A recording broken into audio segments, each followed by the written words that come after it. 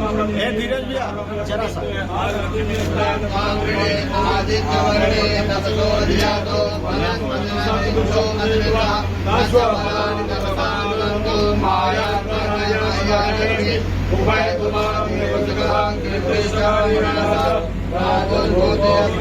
धीरज का पीछे सुदृढ़ करने में आपका योगदान रहता है। श्रीमती नंदिनी मिश्रा।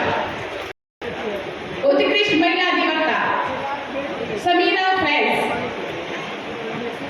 फैज, आप हमारी महिलाओं को विरुद्ध अपराधों में पैरवी करने के साथ साथ दहेज हत्या, भ्रूण हत्या जैसे कार्यों में न्याय के रूप में हम महिलाओं का साथ देती हैं, उनका योगदान देती हैं, उनको सजा, पीड़ितों को न्याय दिलाने में। उत्कृष्ट महिला पुलिसकर्मी शशि तिवारी, आप अभियान के तहत परामर्श केंद्र के तहत हमारे स्वावलंबन हेतु चलाए जा रहे अभियान में अपना योगदान प्रदान करती हैं और नारी सम्मान, नारी सुरक्षा का परचम फहराती है। जोरदार तालियां हमारी सभी बहनों के लिए। और इसके साथ साथ वृद्धि, विकास, सामाजिक जागरूकता, शैक्षिक नवाचार जैसे कई कार्यक्रमों में उनका योगदान देते हुए उनकी बौद्धिक स्तर को बढ़ावा देती है। हमारी सभी सिलाई मशीन देकर सम्मानित करते हुए यशस्वी माननीय मुख्यमंत्री जी हमारे बीच में पूनम कुमारी, महिलाओं को अपने पैरों पर खड़े होकर अपनी प्रतिभा के माध्यम से अपनी आर्थिक स्थिति मजबूत करने का एक सराहनीय कदम। जोरदार तालियां सिलाई मशीन देकर अपने पैरों पर खड़े करने के लिए। और इसी के साथ साथ हमारी विंध्य शक्ति सम्मान अजिता श्रीवास्तव, हमारी उत्कृष्ट महिला कलाकार के रूप में आपको कजरी लोक गीत विधा में पद्मश्री पुरस्कार 2017 से सम्मानित किया गया और दूरदर्शन सांस्कृतिक विभाग, पर्यटन विभाग आदि में आपका प्रयास लगातार जारी है। एक बार जोरदार तालियां श्रीमती अजिता श्रीवास्तव के लिए। और इसी क्रम में उत्कृष्ट महिला प्रधान रेशु पटेल, और आप सभी को प्रमाण पत्र देकर इसी क्रम में उत्कृष्ट महिला शिक्षक श्रीमती रश्मि सिंह, प्रधानाचार्य के रूप में शैक्षिक गुणवत्ता उन्नयन के साथ बालिकाओं को शिक्षा का सशक्त गौरव देते हुए और अपने विद्यालय में छात्रों की उन्नति करते हुए। उत्कृष्ट महिला चिकित्सक डॉक्टर मृदुला जायसवाल, असहाय और गरीब परिवार के बच्चों को समुचित उपचार प्रदान करने में आपका योगदान रहता है।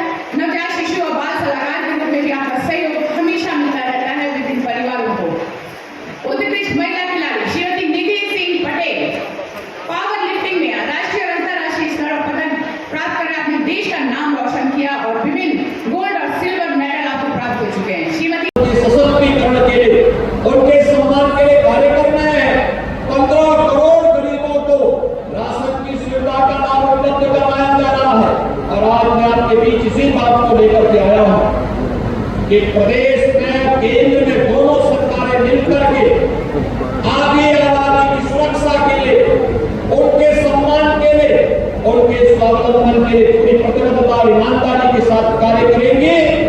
इतनी सुबह आप लोग यहाँ पर एकत्र हो गए और एकत्र होकर के इतने भव्य सम्मेलन के माध्यम से प्रधानमंत्री मोदी जी के प्रति आभार व्यक्त करने के लिए आए हैं।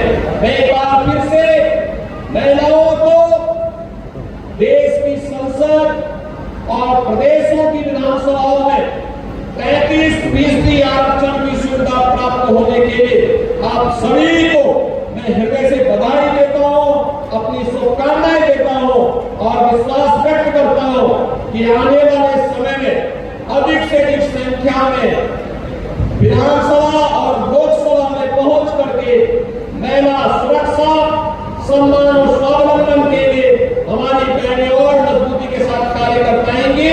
एक बार फिर से श्री धाम के श्री चरणों में नमन करते हुए आप सबका अभिनंदन करते हुए अपनी वाणी को विराम देता हूँ। धन्यवाद। जय हिंद। इस लालगंज क्षेत्र में आज मुझे आप सबसे मिलने का, संवाद बनाने का अवसर प्राप्त हो रहा है। इस कार्यक्रम के ठीक पहले मुझे मां विंध्यवासिनी धाम के दर्शन करने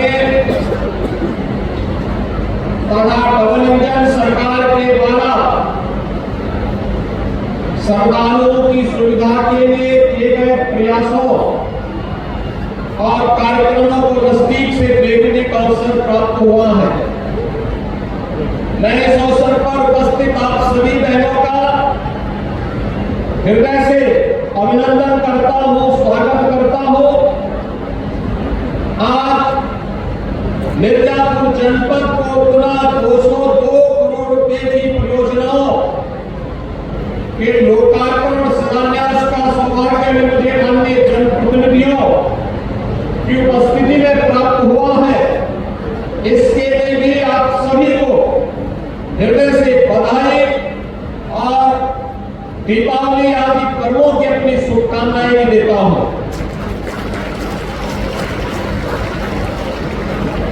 हम सब जानते हैं कि आधी आबादी को नजरअंदाज करके कोई समाज समर्थ और सशक्त नहीं हो सकता, और इस बात को नए भारत के शिल्पी के रूप में प्रधानमंत्री मोदी जी ने 2014 में स्पष्ट कर दिया था, जब उन्होंने बेटी बचाओ बेटी पढ़ाओ कार्यक्रम से इसकी शुरुआत की थी। इसके उपरांत अलग अलग कार्यक्रमों के माध्यम से आजादी के 70 वर्षों के बाद पहली बार देश के अंदर ये लगा कि महिलाएं भी देश के राजनीतिक एजेंडे के मुख्य हिस्से हैं। जनधन अकाउंट का कार्यक्रम हो, उज्ज्वला योजना का कार्यक्रम हो, सौभाग्य योजना के अंदर उन परिवारों को फ्री में बिजली के कनेक्शन देने का कार्यक्रम हो, या फिर 5 लाख रुपए की स्वास्थ्य बीमा का कवर और गरीब परिवार के पास अपना सिर ढकने के लिए छूट हो, प्रधानमंत्री स्वनिधि योजना हो या प्रधानमंत्री स्वामित्व की योजना। स्वामित्व योजना के अंतर्गत जहां पर जो परिवार निवास करता है उस भूमि का मालिकाना अधिकार उस परिवार को प्राप्त करवाने के लिए देश के अंदर चल रही एक अभिनव योजना। इन सभी योजनाओं को प्रभावी रूप से लागू करने के कार्यक्रम की श्रृंखला में देश की नई संसद बनने के उपरांत पहला सत्र केवल औपचारिक नहीं होगा, बल्कि देश की आधी आबादी को वर्षों से चली आ रही उसकी मांग को पूरा करने के संकल्प के साथ आगे बढ़ाएंगे। और प्रधानमंत्री मोदी जी के संकल्प के परिणाम स्वरूप देश की संसद ने स्थानीय और पंचायत के निकायों की तर्ज पर लोकसभा और विधानसभाओं में भी 1/3 सीट पर महिलाएं चुनकर के सांसद और विधायक के रूप में जाए, इस अधिनियम को पारित किया। इसके लिए आदरणीय प्रधानमंत्री जी के प्रति आभार व्यक्त करते हुए मैं आप सबको हृदय से बधाई देता हूं, आप सबका अभिनंदन करता हूं। हम सब जान रहे हैं अधिनियम बनेगा नया सशक्तिकरण के क्षेत्र में यह मील का पत्थर साबित होने वाला है। भारत वैसे भी इस दिशा में बहुत प्रगतिशील कदम रखा है, आगे बढ़ाया है। सशक्तिकरण की दिशा में उठाए गए कदम आज देश के लिए दुनिया के लिए पुण्य बने। उसी श्रृंखला में अधिनियम का पारित होना दुनिया के आधी आबादी के सामने एक नया आगे बढ़ने का प्रकाश स्तंभ प्रधानमंत्री मोदी जी ने प्रस्तुत किया है। और भाइयों बहनों, इसीलिए आज मैं फिर यहाँ मानववासी धाम में आकर के यहाँ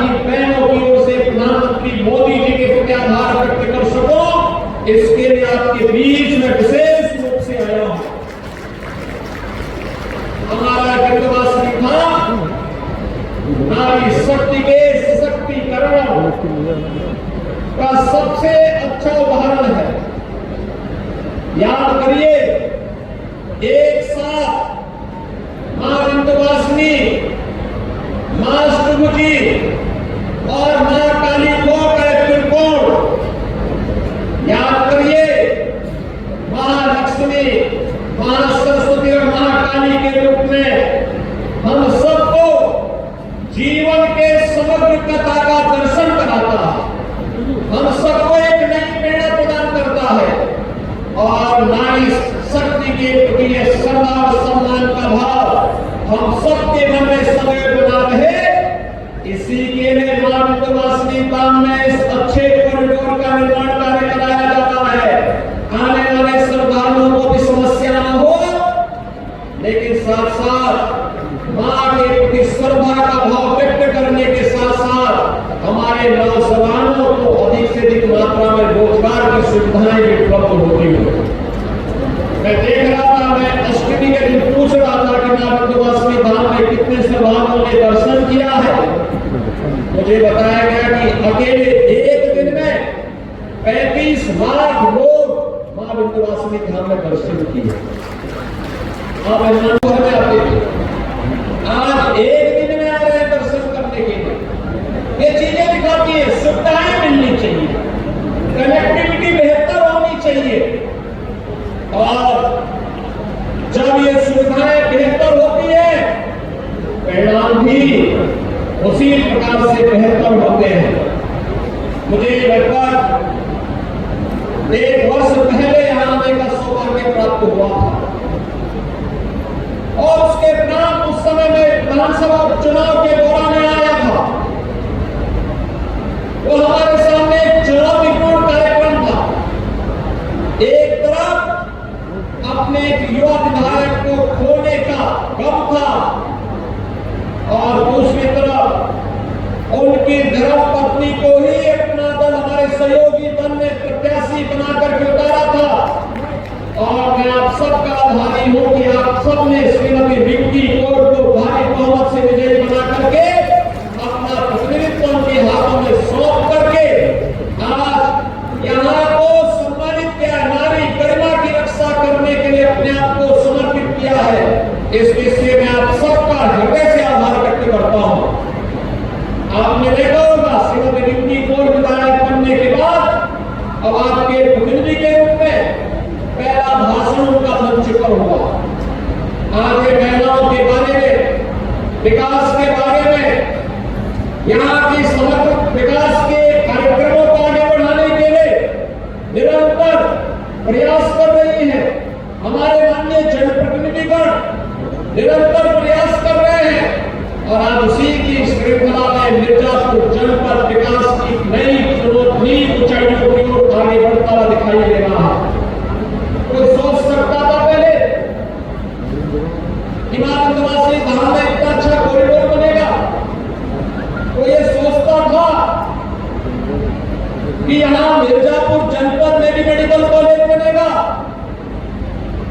क्या ये कोई सोचता था हर घर नल की योजना इस क्षेत्र में भी क्रियान्वित हो पाएगी?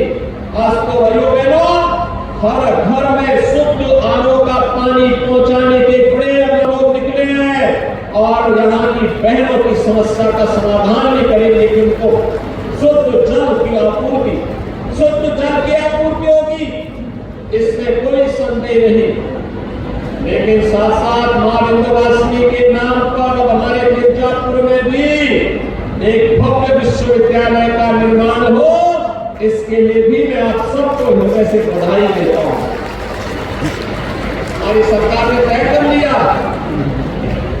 मैं यहाँ पर अभी आशीष जी से भी और यहाँ पे रमाशंकर जी से भी और प्रिया जी से भी, युवराज सिंह जी से भी, रत्नाकर मिश्रा जी से भी, सबसे मैं यही पूछ रहा था कि जमीन चिन्हित करके उसको तत्काल प्रस्ताव भेजिए। एक्ट बनते ही यहाँ के शिलान्यास के लिए, विश्वविद्यालय के शिलान्यास के लिए हम लोग आने वाले हैं। भाइयों बहनों, पहले विश्वविद्यालय क्या महाविद्यालय नहीं मिलते थे, अब तो विश्वविद्यालय बनाने जा रहे हैं और विश्वविद्यालय के माध्यम से इस शिक्षा के केंद्र के रूप में ये पूरा क्षेत्र उभरेगा। याद करिए ना, महाविंध्यवासिनी धाम का जो त्रिकोण है वह मां सरस्वती, महालक्ष्मी और महाकाली के रूप में प्रख्यात है। तो तीनों देवियों का आशीर्वाद यहाँ के माध्यम से हमारे संपूर्ण उत्तर प्रदेश पर बरसता है और हम लोग भी बार बार यहाँ पर मां का आशीर्वाद प्राप्त करने के लिए आते हैं। भैया बहनों, मैं फिर इस बात को कहने के लिए आया हूँ, प्रधानमंत्री जी का वो संकल्प है, आदि आबादी का सम्मान हर हाल में होना है और आदि आबादी के सम्मान के लिए, उनकी सुरक्षा के लिए, उनके स्वावलंबन के लिए सरकार पूरी प्रतिबद्धता के साथ, पूरी ईमानदारी के साथ डबल इंजन की सरकार कार्य कर रही है और आज उसी के प्रति आश्वस्त करने के लिए मैं आपके बीच आया हूं। आपने देखा होगा डबल इंजन की सरकार ने जहां अनेक कार्यक्रमों को पूरी ईमानदारी और प्रतिबद्धता के साथ लागू किया है। मुझे अच्छा लगता है जब मैं मिर्जापुर और सोनभद्र जिलों में आता हूं, हमारी सरकार ने तय किया है कोल जाति का चेरो, कोल या फिर मुसहर, भट्टागिया, थारू, जो भी इस प्रकार की जनजातियां हैं, अनुसूचित जाति के लोग हैं या गरीब लोग हैं जिनके पास अपना मकान नहीं है, प्रधानमंत्री आवास योजना में आच्छादित नहीं हुआ है, उसके लिए मुख्यमंत्री आवास योजना से एक आवास उपलब्ध करवाने का कार्य हमारी सरकार करेगी और सरकार ने अपने इस वायदे को निभाया है।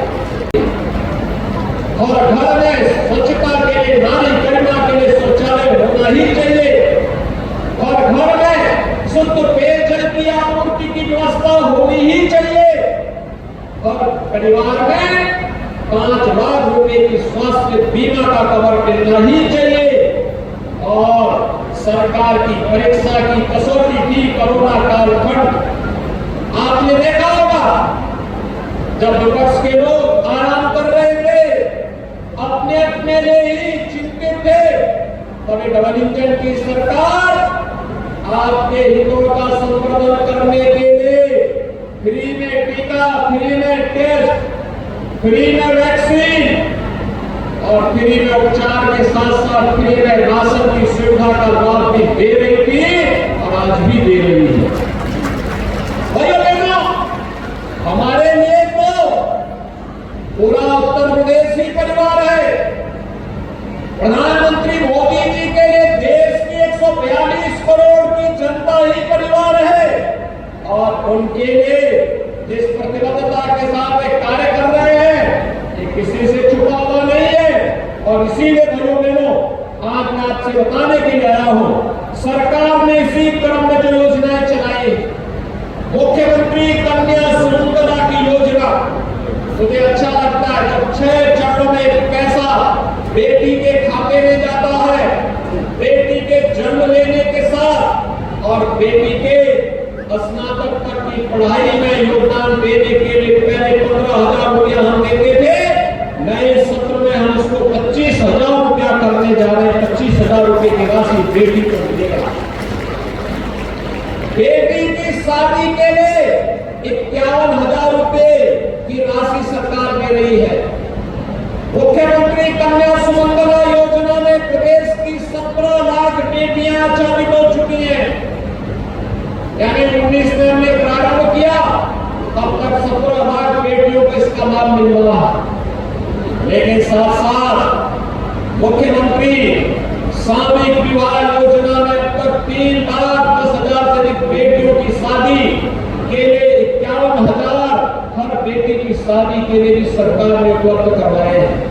अब कुछ देखिए ना, पहले बेटियों की शादी के लिए गरीब के घर कोई जाता ही नहीं था और आज जब सामूहिक विवाह की कार्यक्रम संपन्न होते हैं, कई मुख्यमंत्री, कई मंत्री, सांसद, विधायक, अधिकारी ये सभी उस कार्यक्रम में भागीदार बनते हैं। ये बातें दिखाती है सरकार ने जो किया है साथ हर गरीब का भी सम्मान हो और हर बेटी को समाज सम्मान के साथ देखे, इस देश से सरकार के कार्यक्रम पूरी ईमानदारी के साथ आगे बढ़ाने के कार्यक्रम चल रहे हैं। सरकार वर्तमान में मिशन शक्ति के अंतर्गत अपने चतुर्थ चरण के कार्यक्रम को आगे बढ़ा रही है। जैसे यहाँ पे प्रिया जी ने बताया भी कि उत्तर प्रदेश पुलिस ने बेटियों की संख्या अधिक से अधिक भरी जाए।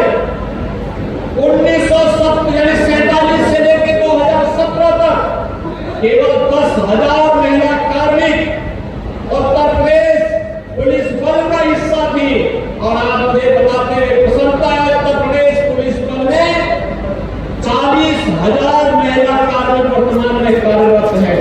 ये 40,000 महिला कार्मिक प्रदेश में बेहतर कानून व्यवस्था की स्थिति बनाने के लिए, प्रदेश के अंदर सुरक्षा का बेहतर वातावरण बनाने के लिए पूरी प्रतिबद्धता के साथ, पूरी ईमानदारी के साथ कार्य कर रही है। और उसी श्रृंखला को आगे बढ़ाने के लिए सरकार ने तमाम अन्य क्षेत्रों में भी उनके लिए अलग अलग द्वार खोले हैं, अलग अलग क्षेत्रों में वे आगे बढ़ सके। प्रधानमंत्री स्वामित्व योजना में उत्तर प्रदेश में 75 लाख परिवारों में अब तक घरौनी वितरण का कार्य किया जा चुका है। यानी 75 लाख परिवार में जमीन का मालकीन अब महिलाएं बन चुकी हैं। 55 लाख परिवारों को हमने आवास उपलब्ध करवाया है। इसमें भी हर 55 लाख परिवारों के मकान की मालकीन उस परिवार की महिला जो सदस्य है उसके नाम पर मकान भी उसे उपलब्ध कराया जा चुका है। भाइयों बहनों, सरकार के कार्य करने की इच्छा शक्ति होनी चाहिए। सरकार अगर इच्छा शक्ति के साथ आगे बढ़ती है, कोई कारण नहीं कि गरीब के पास उन योजनाओं का लाभ न पहुंचे। अवश्य पहुंच सकता है।